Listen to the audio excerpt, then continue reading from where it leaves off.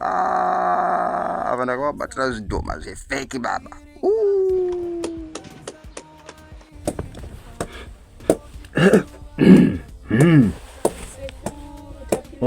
Pinda chizukuru. Pinda mzukuru wangu. Wasika ndiri padare. Bisa bhutsu mudara mupindwe neshangu sezvaunoita izvi. Aiwa putseke mani.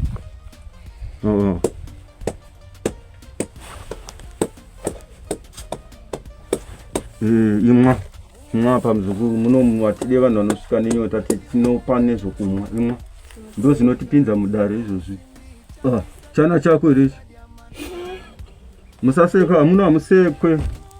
Iweti yangu ndo inotondipinza mudare iyoyi. Munhu wese anouya muno anotombomwa weti yangu. Idya nechichi. Idya. Basa. Idya. Iroro ibhiso. Ibhiso rinogadzirwa netsvina yevanhu. Taura muzukuru nhau yako, ndoda kupedza makwata angu, ndo andinenge ndichitoda kana. Notenda sekuru. Ndauya nenyaya yangu murume wangu. Muzukuru usati waenda kure, nhau yako ndaioneswa muzukuru. Ndiri kungoshaya hangu kuti ndarisepi.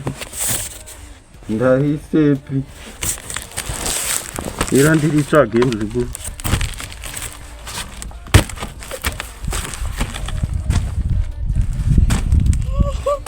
Asi chana chatora kani. Iri muzukuru. Uruona muzukuru iri. Muzukuru. Irori. Bata, bhuta. Usangotora, ringotorwe. No bhuta. Bhuta. Right. Ndirangu romukati irori, ipendi rangu. Ndinoripeka, saka zvauchaita iwewe. Uchanori wachira mumvura uchakanyisa maheu. Murume wako papa wobva mumwisa makuseni vanhu vasati vamuka. Ungomuti dhedhi oi maheu. Obva ano. Urikona? Achatobva apusa zvokuti zvese zvaunoda kuti akuitira achakuitira. Urikona?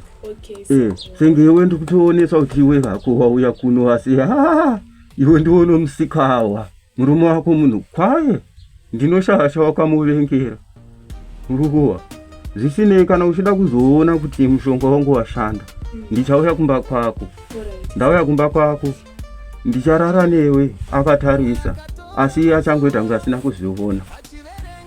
Chienda muzukuru. Usauchira. Makwata angu, wangoda kutondijuta. Isa makwata angu.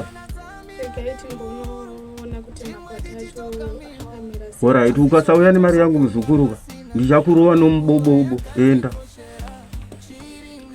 Unopana papa nobviwa uchitiza uchimanya, ubvi uchifamba.